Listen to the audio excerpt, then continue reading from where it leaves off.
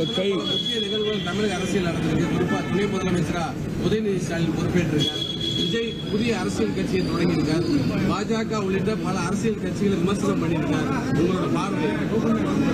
அந்த 3 மாத காலம் தமிழக அரசியல் நிறைய மாற்றங்கள் ஏற்பட்டிருக்கிறது. உண்மைதான். ஒரு பெரிய நடிகர் தன்னுடைய உச்சத்தில் இருக்கக்கூடிய இடத்திலிருந்து அரசியலுக்குள்ள கால் பதிக்க வேண்டும் என்று நடிகர் விஜய் அவங்க வந்திருக்கிறாங்க. அப்பொழுதும் சொன்னேன், இன்னைக்கு சொல்றேன், அவர்களை வரவேற்கின்றோம். காரணம், அவர் வந்திருக்கக்கூடிய ஒரு நோக்கம் மக்களுக்கு நல்லது செய்யணும்னு நினைக்கிறாங்க. அதே நேரத்தில் நிறைய விஷயங்கள் எடுத்து பேசியிருக்கிறாங்க. வருகின்ற காலத்தில் எப்பொழுதெல்லாம் அதை பற்றி பேச முடியுமோ பேச வேண்டுமோ நாங்கள் பேசுறோங்கண்ணா. அந்த முதல் மாநாட்டில் நிறைய விஷயங்களை வச்சிருக்கிறாங்க. அதுக்கு பாரதிய ஜனதா கட்சியினுடைய தலைவர்கள் எல்லோரும் கூட எதற்கெல்லாம் பதில் சொல்ல வேண்டுமோ பதில் சொல்லி இருக்கிறாங்க. அக்டோபர் 28ஆம் தேதிக்கு பிறகு இன்னைக்கு நடிகர் விஜய் அவர்கள் மறுபடியும் 2-3 நிகழ்ச்சியில் பங்கேற்றிருக்கிறாங்க.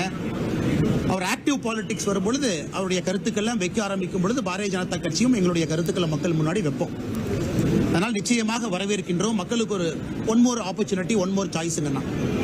அதனால் அடுத்த ஒரு ஆண்டு காலம் எப்படி இருக்கும் என்பதை தமிழக மக்கள் தீர்மானிக்க போறாங்க, நிர்ணயிக்க போறாங்க. அதே நேரத்தில் திரு உதயநிதி ஸ்டாலின் அவர்கள் தமிழகத்தினுடைய துணை முதல்வராக பொறுப்பேற்றிருக்கிறாங்க. ஒரு வேகமான வளர்ச்சி கட்சிக்குள்ள எம்எல்ஏ ஆனாங்க. அதன் பிறகு உடனடியாக அமைச்சரானாங்க. அதன் பிறகு இன்னைக்கு துணை முதல்வராக இருக்கிறாங்க. அதையும் பொறுத்திருந்து பார்க்கணும். ஏன்னா பாரதிய ஜனதா கட்சி தொடர்ந்து வைக்கக்கூடிய குற்றச்சாட்டு, திராவிட கட்சிகள், குறிப்பாக இதில் திராவிட முன்னேற்ற கழகம் எப்பொழுதும் ஒரு குடும்பத்தை சார்ந்திருக்கு. வெளியிருந்து வரக்கூடிய டேலண்ட் அங்கே குறைஞ்சிருச்சு. டேலண்ட் பூல் குறைய குறைய ஒரு குடும்பத்தை சார்ந்து அந்த கட்சி தன்னை நடத்தி கொண்டிருக்கிறது தொடர்ந்து வைக்கக்கூடிய குற்றச்சாட்டு இன்னைக்கு அவங்க உண்மைன்னு சொல்லியிருக்கிறாங்க.